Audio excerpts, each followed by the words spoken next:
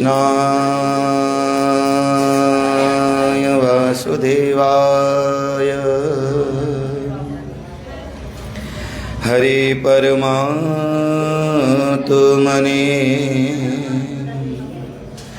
प्रणतक्लेशनाशाय गोविन्दाय नमो नमः। वसुदेवदेवसुतं कंसचारुमर्दनं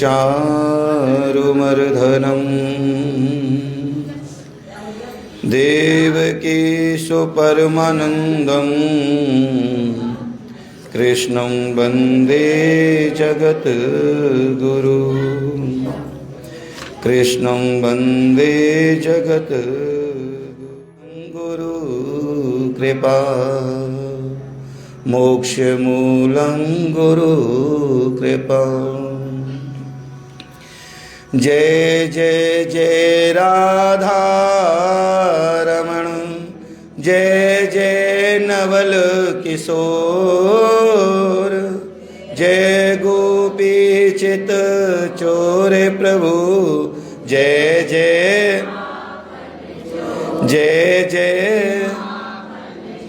इन चरणों में राखियो सुनियो कृपा, ज्ञान भक्ति मोहि दीजियो दियो दया, दियो दया को।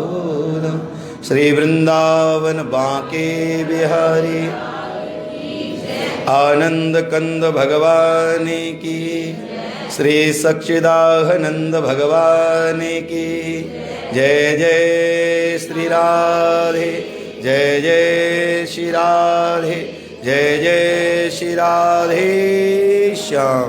बोल वृंदावन बिहारी। तो महाराज आज क्या है? द्वादशी है। द्वादशी को क्या होता है? ध्वजारोपण, ध्वजा लगाई जाती है। हमारी हिंदू परंपरा में, संस्कृति में हम ध्वजा के भी अगर दर्शन करते हैं ना, तो हमें परमात्मा के दर्शन करने का फल प्राप्त होता है। हमें परमात्मा के दर्शन करने का फल मिलता है। सूत जी महाराज ने कहा कि मैं समस्त पापों को नष्ट करने वाले, जो मनुष्य के जीवन में ना, देखो जाने अनजाने में कुछ न कुछ तो अपराध हो ही जाता है, त्रुटि कोई ना कोई हो ही जाती है। अभी देखो हम हनुमान चालीसा बोल रहे थे ना, तो हनुमान जी की कथा मैंने तुम्हें सुनाई है। जब हनुमान जी लंका में गए, ठीक है ना, जब लंका में गए और लंका से जब लौट करके आए तो पूछा राम जी ने क्या हुआ हनुमान जी? तो राम जी कहते हैं प्रभु आप सब जानते हो जो हुआ है। देखो मैंने आपको केवल खबर के लिए भेजा था कि आप खबर लेके आना। देखो महाराज वहाँ से आगे के लिए ना, वहाँ के लोगों ने और कुछ आपने मुझे प्रेरित कर दिया। कि क्या कर दिया? क्योंकि महाराज जितने भी वहाँ रहने वाले थे ना, सबका जो मन था वो चाहता था कि हमारा जो है अहंकार जो है ना वो बढ़ गया, वो नष्ट कैसे होगा। तो क्या हुआ फिर? हुआ क्या प्रभु? जब मैं वहाँ गया तो रावण कहता है ना कि इसको मार दो। तो विभीषण ने रोक दिया कि नहीं भाई, जो दूत होता है ना उसे मारते नहीं है, इसका तो काम सेवा करना है। सेवा दे दी है, सेवा कर रहा है, मारने से क्या होगा? तो कहने लगे ना कि एक काम करो, बंदर जो होता है ना उसे पूंछ बहुत प्यारी होती है। क्या प्यारी होती है? पूंछ। ये बंदर को ही नहीं, हम सबको प्यारी होती है। अगर हम कहीं जाएं आएं हैं, अगर कोई हमसे बात ना करे, हमें पूछे नहीं, तो हमें लगता है कि इसने हमसे बातचीत नहीं की ना, हमारा अपमान हो गया। तो पूंछ जो है ना सबको प्यारी लगती है। तो हनुमान जी को महाराज पूंछ प्यारी लगती है। जब पूंछ में आग लगाई तो कहने लगे महाराज सबके घर में आग लग गई। कहने लगे हाँ, क्योंकि एक बच गया। वो कौन था? विभीषण। तो हनुमान जी से पूछा महाराज वो घर कैसे बच गया? हाँ, वो घर कैसे बच गया? तो कहने लगे देखो महाराज घर तो वहीं जाएगी ना आग। कहने लगे कहाँ जाएगी? क्योंकि जहाँ से डोनेशन आएगा। यहाँ से कुछ मिलेगा ना, वहीं तो पहुँचाना पड़ेगा। कहने लगे मतलब ये है कि एक विभीषण जो है ना, न तो उसके घर से तेल आया था, न उसके घर से कोई कपड़ा आया था, वस्त्र आया था मेरी पूंछ में बांधने के लिए। तो आप बताओ कि मैं विभीषण के घर कैसे पहुंचा देता? अरे जिसके घर से मेरे लिए पूंछ में बांधने के लिए कपड़े आए थे, जिसके यहाँ से मेरी पूंछ में डालने के लिए तेल आया था ना, उसी के घर में मैंने महाराज वो सब पहुंचा दिया। जब उसके यहाँ से कुछ आया ही नहीं तो उसके यहाँ देता क्या मैं, करता क्या मैं? तो यहाँ कहते हैं महाराज देखो ये अहम है, अहंकार है कि जब जब हम लोग जो है ना अहम और अहंकार करते हैं तो भगवान किसी न किसी भक्त को, किसी न किसी दूत को भेज करके क्या करते हैं, उसे नष्ट कर देते हैं। तो महाराज ध्वजारोपण में ब्राह्मण, क्षत्रिय, वैश्य, शूद्र सब दुखों से दूर हो जाते हैं जो प्राणी अपने घर मंदिर में ध्वजा लगाते हैं। बड़ी ध्वजा हो, उस ध्वजा को लगाने से क्या होता है, जब वो ध्वजा हिलती है महाराज, तो हमारे जीवन के जितने भी पाप है ना वो सब नष्ट हो जाते हैं, झड़ जाते हैं। वैसे हम सबको ना अपने घरों में ध्वजा लगानी ही चाहिए, सबको लगानी चाहिए अपने घर में ध्वजा है। घर के बाहर जिसका फ्लैट है वो फ्लैट के बाहर, जिसका पूरा मकान है वो मकान पर, मतलब ध्वजा होना आवश्यक है। पता लगे कि हम यहाँ, और ध्वजा से दूसरी बात पता है क्या है, हनुमान जी ने जैसे पहचाना ना, तुलसी का पेड़ है तो क्या है, यहाँ भक्त रहता है। अब ऐसे ही जब महाराज ध्वजा लगी होगी तो हमें पता लगे कि यहाँ महाराज श्याम भक्त रहते हैं, यहाँ राम भक्त रहते हैं, तो ध्वजा होना आवश्यक है। तो महाराज ध्वजारोपण के लिए ब्राह्मण, क्षत्रिय, वैश्य, शूद्र कोई भी प्राणी जो है वो ध्वजारोपण करता है तो संसार में ना समस्त पापों से वो मुक्त हो जाता है। एक भार सोना, एक सहस्त्र भार सोना जो है ना, उसे दान करने का उसे फल प्राप्त होता है। ध्वजारोपण, शिवलिंग पर अभिषेक करना शिवलिंग की पूजा करने के समान है। और ध्वजा की जो पूजा है ना, जैसे हम परमात्मा की पूजा करते हैं, धूप, दीप, अक्षत, 16 उपचारों से जब हम पूजा करते हैं, ठीक उसी प्रकार से 16 उपचारों से ही हमें ध्वजा की पूजा करनी है। देखो कथा आती है कई बार कि जो भी प्राणी ना, किसी की कोई मनोकामना पूरी ना हो रही हो, कैसे भी ना हो रही हो ना, उसे क्या करना चाहिए ना, भगवान के द्वार पर आकर के नित्य प्रति घंटी बजानी चाहिए। भगवान के द्वार की घंटी बजाने से ना उसकी मनोकामना पूर्ण हो जाती है, पर उसका नियम होना चाहिए कि वो रोज आकर के नियम से बजा दे तो मनोकामना पूरी होती है। तो कहते महाराज धूप, दीप, अक्षत इत्यादि से लेकर के भगवान की पूजा करे, पुंडरीकाक्ष की पूजा करे, गोविंद का स्मरण करे और उस ध्वजा को लगाए, तो उस प्राणी के जीवन में क्या है, समस्त अपराध जो है ना वो मुक्त हो जाते हैं। तो हे माधव, अब आप मुझे बताओ कि ये सब जो पूजा है ना, ये सब किसने की? तो कहने लगे देखो, एक हमारे ध्वजारोपण के लिए हमारे एक राजा हुए। अब राजा जो है ना, राजा का कार्य है महाराज राजपाट करना, पर प्रातःकाल जो है ना वो जल्दी उठ जाते हैं, प्रातःकाल बहुत जल्दी उठ जाते हैं, और बहुत जल्दी उठ करके क्या करते हैं वो महाराज, वो मंदिर जाते हैं और सबसे पहले मंदिर जा कर के पहुँच करके मंदिर की सफाई करते हैं। और सफाई करने के बाद में महाराज भगवान के जितने भी भोग प्रसाद के बर्तन इत्यादि हैं उनको साफ करते हैं, और फिर बैठ करके महाराज भगवान के सामने वो भगवान का स्मरण करते हैं, भगवान का भजन करते हैं। देखो प्रातःकाल का जो उठना है, सुबह सुबह जल्दी जल्दी उठना जो है ना, शांत वातावरण जो है ना, ब्रह्म मुहूर्त, इसमें भगवान से मन लगाने का ना एक अलग आनंद है। ये जो कथा सुन रहे हैं हम और आप लोग, ये सतयुग की कथा है। ये हमारे राजा जो है ना सुमित हैं। तो महाराज नित्य प्रति क्या करते हैं, रोज भगवान के द्वार पर जाना, भगवान का भजन करना, संकीर्तन करना, ऐसे रोज करते हैं, रोज आनंद करते हैं। और देखो हम तुम सब कब कर सकते हैं, जब हमें गृहस्थ का सहयोग मिले, जब हमें हमारे जीवन का सहयोग मिले। अब देखो हमारा गृहस्थ है, हम गृहस्थ के सताए, गृहस्थ में परेशान हैं, ये राजा है जो है, राजा जितनी भक्ति करते हैं ना उससे ज़्यादा भक्ति उनकी धर्मपत्नी जी करती हैं। जीवन में भक्ति हो या सांसारिक कोई और काम हो, ये सब कब बढ़िया होते हैं? जब हमें हमारे गृहस्थ का सहयोग मिलता हो, परिवार का सहयोग मिलता हो। धर्मपत्नी जी भी प्रातःकाल रोज जाती हैं, भगवान की पूजा करती हैं। तो क्या हुआ महाराज, जब रोज पूजा करते थे ना, तो इनके यहाँ क्या हुआ ना महाराज, पुंडरीक नाम के जो है ना मुनि आए, पुंडरीक नाम के मुनि आए हैं। अब उन्होंने पूछा कि हे राजा, तुम्हारे यहाँ किसी भी प्रकार की कोई कमी नहीं है, आप तो राजा हैं, आपके यहाँ सेवक हैं, दास हैं, दासियां हैं, पर आप एक बात बताओ, रानी और राजा दोनों मंदिर में महाराज जाते हो, झाड़ू लगाते हो, मंदिर में जाते हो, पोंछा लगाते हो, मंदिर में जाते हो महाराज, सब बर्तन इत्यादियों को धोते हो, झंडी लगाते हो, पूजा करते हो, ये सब क्या है? कहने लगे प्रभु, बस जो मेरा मन है ना वो भगवान में लग गया है, मेरा मन जो है ना वो भगवान का हो गया है, इसलिए ना अब मेरा मन जो है ना वो और कहीं नहीं लगता। मेरा मन जो है ना प्रातःकाल ना उठते ही मुझे क्या लगता है कि मैं ठाकुर के दर्शन करूं, उठते ही मुझे क्या लगता है कि मैं ठाकुर का संकीर्तन करूं। तो महाराज जब वो कहने लगे कि प्रभु मुझे आप बताओ कि आपके यहाँ सब कुछ होते हुए भी ना आप सेवा क्यों करते हो, इसका कारण क्या है? मैं इसके बारे में पूछना चाहता हूँ कि सेवा का क्या मतलब है? आप राजा होकर के ये सब कर रहे हो ना। देखो भजन जो है ना, जरूरी नहीं आप झाड़ू लगाओगे तो कर लोगे, जरूरी नहीं आप और कुछ काम करोगे तो कर लोगे। भजन तो माला जप लो, घर में बैठ कर के हो गया भजन, मंदिर में आ जाओ माला जप लो, हो गया भजन। तो ये सब सेवा किस लिए हो रही है, ये काम किस लिए हो रहा है, इसके बारे में मेरी इच्छा है कि मैं पूछूं।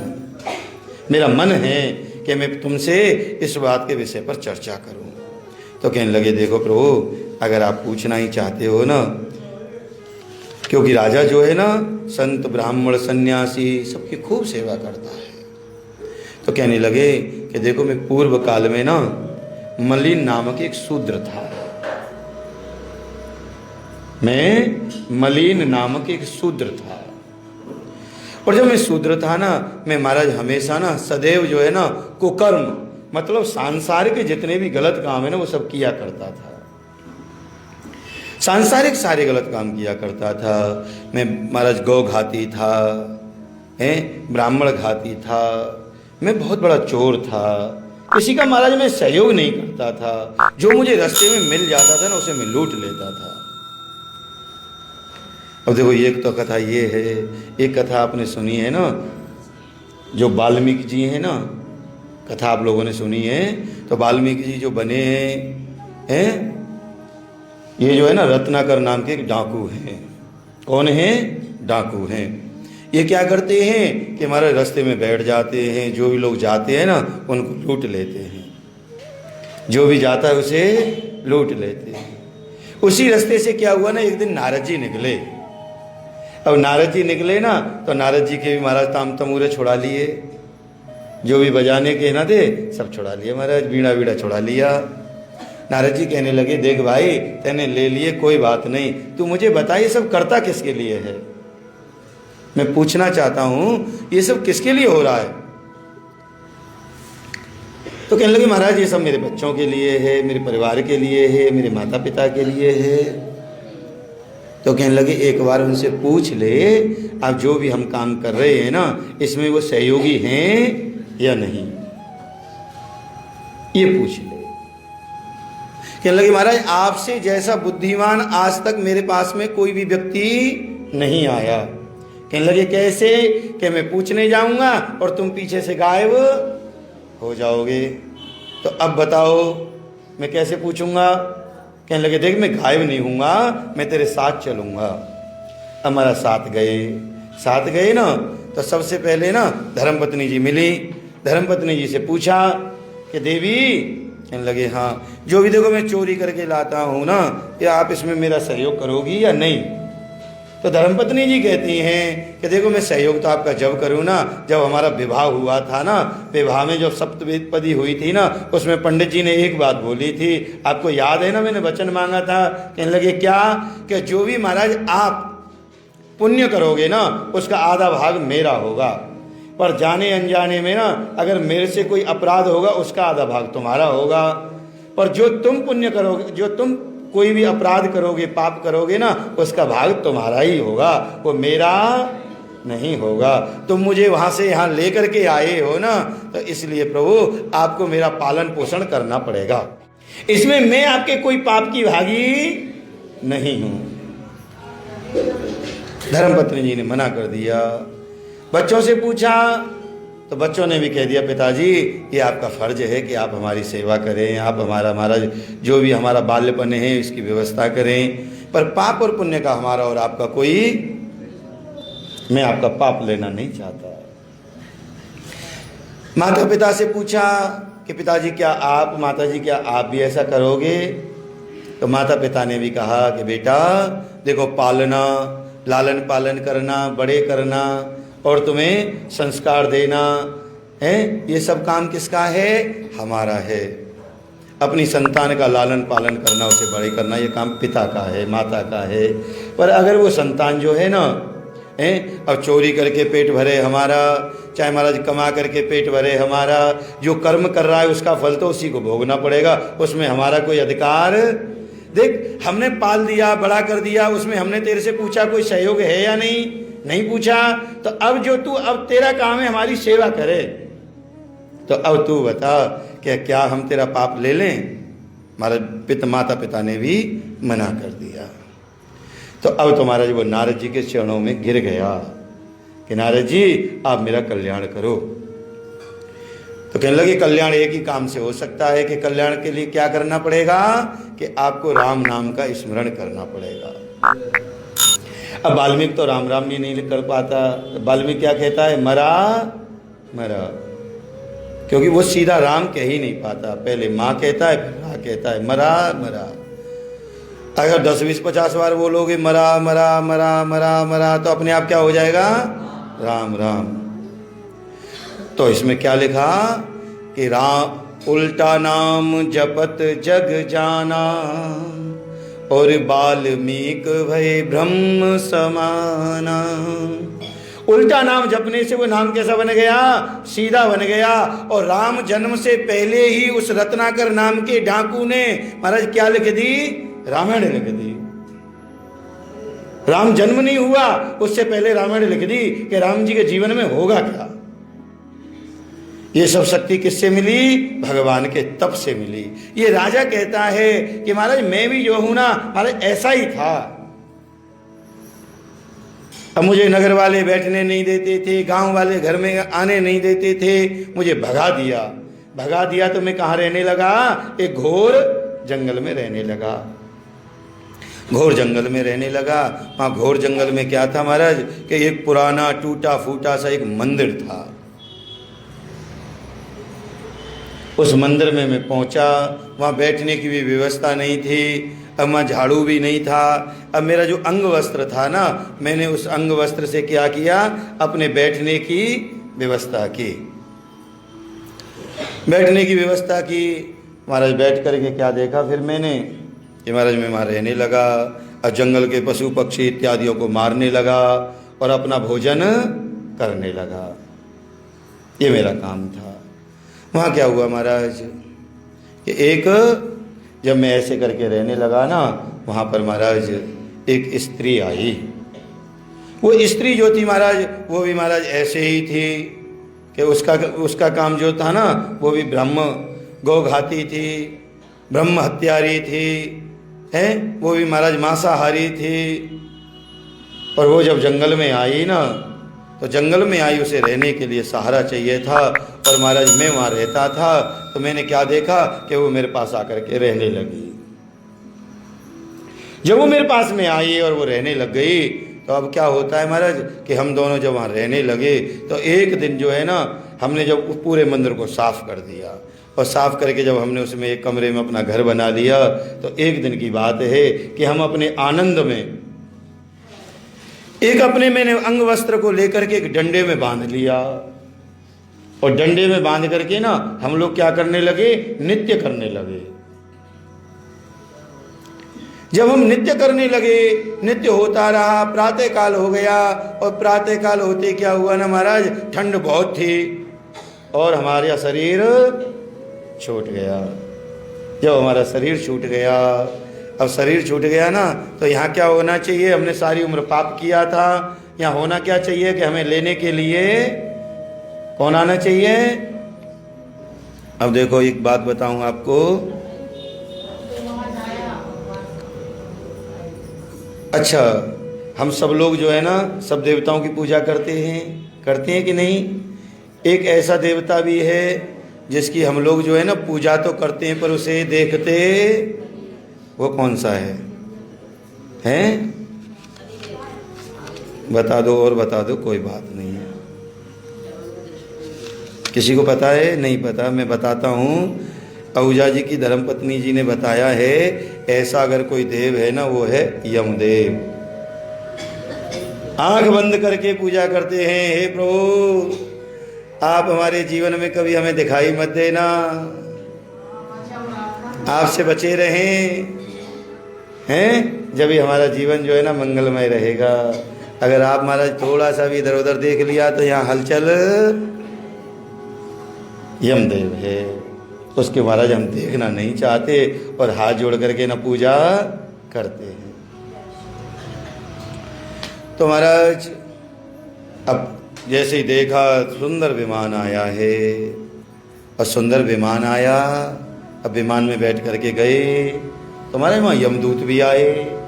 यमदूतों ने कहा इसे हम लेके जाएंगे, क्योंकि इसने सारी उम्र जो है ना अपराध किया है, सारी उम्र जो है ना वो पाप किया है। देखो पुण्य जो है ना अगर हमसे जाने और अनजाने में हो जाता है तो उसे तो हम बताते नहीं हैं, तो उसका फल तो हमें मिल जाता है। पर अगर गलती से हम कोई पुण्य करते हैं ना तो हम लोग क्या करते हैं, उसे लोगों को बताते हैं। पुण्य कभी किसी को बताना नहीं चाहिए, पुण्य कभी किसी को जागृत नहीं करना चाहिए। हमने क्या क्या किया है, अरे धर्म का कार्य जो है ना वो कर दिया और करके उसे छोड़ दिया। अब इसका जो फल है ना उसे किस लिए मिला कि उसे पता ही नहीं था कि मैंने कोई धार्मिक कार्य किया है। इसलिए हमारा यम कहते हैं हम लेके जाएंगे, यमदूत, देवदूत कहते हैं इसे हम लेके जाएंगे। अब फैसला कौन करेगा? महाराज ऐसे ही लड़ते झगड़ते ना ऊपर पहुंच गए। ऊपर पहुंच गए, कहने लगे क्या बात है, कहने लगे इनकी फाइल खोलो। देखो हमारे और तुम्हारे जीवन में जो है ना ब्रह्मा जी जब छठवें दिन आते हैं ना, हमारी छठी पूजी जाती है, उसी दिन विधाता हमारा भाग्य लिख देता है कि ऐसा ऐसा होगा, तुम ऐसा ऐसा करोगे, सब लिख देता है विधाता। अगर विधाता के लिखे को भी अगर कोई मेट सकता है तो वो पता है क्या है, वो भगवान का भजन है। कौन है? भगवान का भजन है। वो उसे मिटाने की कोशिश करता रहता है, और एक दिन कैसा कर देता है ना, जैसे नया शीशा लगता है ना, शीशा भी वही रहता है कि नहीं। और अगर हमारा धीरे धीरे क्या होता है, वो धुंधला होना शुरू हो जाता है और फिर उसमें शकल दिखना बंद हो जाता है। ऐसे ही भगवान का जो नाम है ना, जो भी हमारा प्रारब्ध है, मैंने कल कथा सुनाई थी ना कि भगवान खुद आते हैं प्रारब्ध कटवाने के लिए। तो ऐसे ही ना जो शकल है ना वो उसमें दिखना जो है ना बंद हो जाती है। भगवान का जो नाम है वो महाराज इसको मिटाना शुरू कर देता है। जैसे आपने कथा मार्कंडे जी की सुनी है ना, कितनी उम्र थी? 12 वर्ष। हो गई कितनी? आज भी अमर हैं। किससे हो गए? भजन से हो गए। मीरा जी हैं, प्रहलाद हैं, ध्रुव हैं, ये सब की उम्र आज भी अमर हैं। मार्कंडेय, बलि, व्यास, हनुमान, विभीषण, कृपाचार्य, अश्वत्थामा, परशुराम, ये सब कैसे हैं? अमर हैं। अच्छा अमर हो कैसे गए? भगवान के नाम से हो गए, भगवान के नाम का भजन करने से हो गए, भगवान को अपना सर्व कुछ समर्पण करने से हो गए। तो महाराज जब मुझे लेकर के गए ना यमदूत, अब यमदूत जब लेकर के गए, अब तो महाराज मुझे दंड देने की तैयारी करने लगे। तो कहने लगे इसकी फाइल तो खोलो। अब मेरी फाइल खोली ना तो हमारा सबसे जो पीछे वाला जो पेज है ना उस पर महाराज ये सब मेरा लिखा हुआ, जो मेरे जीवन में मैंने किया वो सब लिख रहा था। तू पता नहीं भगवान ने मेरे बारे में क्या विचार कर लिया। ठाकुर जी ने कहा, परमात्मा ने कहा कि देखो ये मेरा भक्त है ना, इसने क्या है ना, मंदिर में से जितने भी बालू के जो कण है ना वो बाहर किए हैं। देखो भक्तों की जो चरणों की रज है ना, है। अब मैंने आप गोवर्धन वाले दिन कथा सुनाई थी ना कि जो गोवर्धन में जो रज बनी, मिट्टी जो बन गई है ना, वो किसकी है? गाय के खुरों से बनी। भगवान के कृष्ण के चरण तो बड़े कोमल थे, उनसे कंकड़ पत्थर कैसे टूटते, ठीक है ना। तो वो रज बन गई। और एक दिन जो है ना, जब हम लोग कहते हैं ना हमें मुक्ति कैसे होगी, मुक्ति कैसे होगी, ठीक है ना, हम सब मुक्त होना चाहते हैं। तो एक दिन मुक्ति भी भगवान के पास गई, भगवान से कहती है महाराज मैं भी मुक्त होना चाहती हूँ, मैं कैसे मुक्ति होंगी? तो क्या कहते हैं भगवान कि देख मुक्ति, अगर तू मुक्त होना चाहती है ना तो तुझे गोवर्धन जाना पड़ेगा, तुझे वृंदावन जाना पड़ेगा। कहने लगे वहाँ क्या करूँ? क्योंकि वहाँ लता पताओं में रहेगी ना तो क्या होगा, मेरे भक्तों की जो चरण रज है ना उड़ उड़ करके तेरे मस्तक से लगती रहेगी, और लगती रहेगी तो तू भी मुक्त हो जाएगी। तो ये हमारे वेदों में, शास्त्रों में चरण छूने की जो परंपरा है, चरण धोने की जो परंपरा है ना, ये आदि से है। तुम्हारा जब ऐसा होने लगा, उन्होंने देखा ना, तो उन्होंने कहा इसे बैकुंठ में भेज दो। ये जो है ना भगवान के भक्त हैं। और मैंने आपसे कई बार कहा है ना कि मेरे दरबार में ना भगवान के भक्तों को लेकर के मत आया करो। अब यमदूत खड़ा होकर के महाराज दंडवत प्रणाम करता है। महापापी सूर्य चक्र के समान क्यों न हो, अगर वो भगवान की भक्ति करता है तो महाराज वो कभी नरक में नहीं जा सकता, उसे महाराज किसी भी प्रकार से नरक नहीं मिल सकता। वेदों में कहा गया है धर्म निस्संदेह और सत्य है, परंतु तुम धर्म विरुद्ध कार्य जो करोगे ना, उसके लिए ना, धर्म विरुद्ध अगर जीवन में कोई कार्य बन गया है, जाने अनजाने में बन गया है ना, तो उसके लिए हमें ध्वजारोपण करना होगा। हरि मंदिर में महाराज लीपना, भगवान की सेवा करना, इससे क्या होता है कि हम लोगों को चंद्रलोक की प्राप्ति होती है, भगवान विष्णु के लोक की प्राप्ति होती है। संसार के समस्त बंधन जो है ना उससे मुक्ति मिल जाती है। तो हे मुनिदेव, ये सब जो है ना मेरे पिछले जन्म की बीती हुई बात है। अब मेरे मन में ये बात आई जब मेरा जन्म हुआ, ठीक है, तो मेरे मन में आया कि जब मैंने अनजाने में ऐसा पुण्य कर्तव्य किया है, ऐसा पुण्य कार्य किया है, तो अगर मैं जान करके अगर ये भक्ति करूं, जान करके अगर मैं पूजा करूं, जान के अगर मैं संकीर्तन करूं, जान के ब्राह्मण संत सन्यासियों के लिए महाराज मैं सेवा करूं, तो और भगवान का स्मरण करूं, तो मेरे जीवन में क्या होगा? जब भगवान अनजाने में मुझे इतना फल दे रहे हैं, तो जान करके वो मुझे कितना फल देंगे। तो इसीलिए हे मुनिदेव, हे ब्राह्मण देव, मैं भगवान की रोज सेवा करता हूँ। क्योंकि जो कर्म है ना, कर्म प्रदान विश्व रचना खा, जो जस कर है सो तस फल चाखा, सो तस फल चाखा। हे प्रभु, जो जैसा करता है उसे वैसा ही फल मिलता है। इसीलिए अब मैं ये धार्मिक कार्य करने लगा हूँ। राजा मैं आज हूँ, कल नहीं हूँ। पर धर्म जो है मैंने आपको बताया था ना कई बार, साथी है मित्र गंग के, साथी सब लोग कहाँ तक के हैं? साथी हैं मित्र गंग के, जल बिंदु पान तक, पत्नी बढ़ेगी केवल मकान तक, परिवार के सब लोग चलेंगे शमशान तक, बेटा भी अपना फर्ज निभाएगा तो अग्निदान तक। बेटा क्या करेगा? अग्निदान देगा।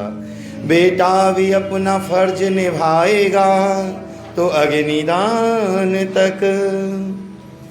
अब यात्रा पूरी हो गई, घर वाले तो वापस आ जाएंगे और वहां से आगे यात्रा फिर क्या होगा?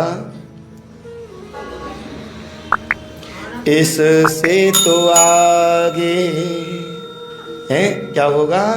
इससे तो आगे भजन ही है साथी, भजन के बिना तू अकेला रहेगा, अकेला रहेगा। कायम न जग का झमेला रहेगा, झमेला रहेगा।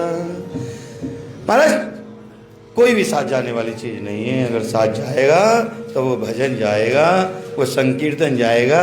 इसीलिए अब 3 दिन की बात और है, सब माता जल्दी जल्दी जग करके आएंगी और संकीर्तन करेंगी। और महाराज भगवान के जो द्वार है ना, इसकी जो शोभा है वो किससे है कि नहीं? तो ऐसे अगर तुम कार्तिक में आओ, अगर ऐसे रोज आने लग जाओ तो हैं, रोज आओ ना तो और अच्छा लगेगा।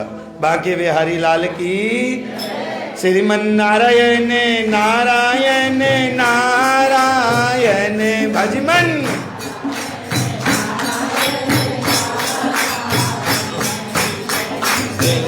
राजनीति होने लगी।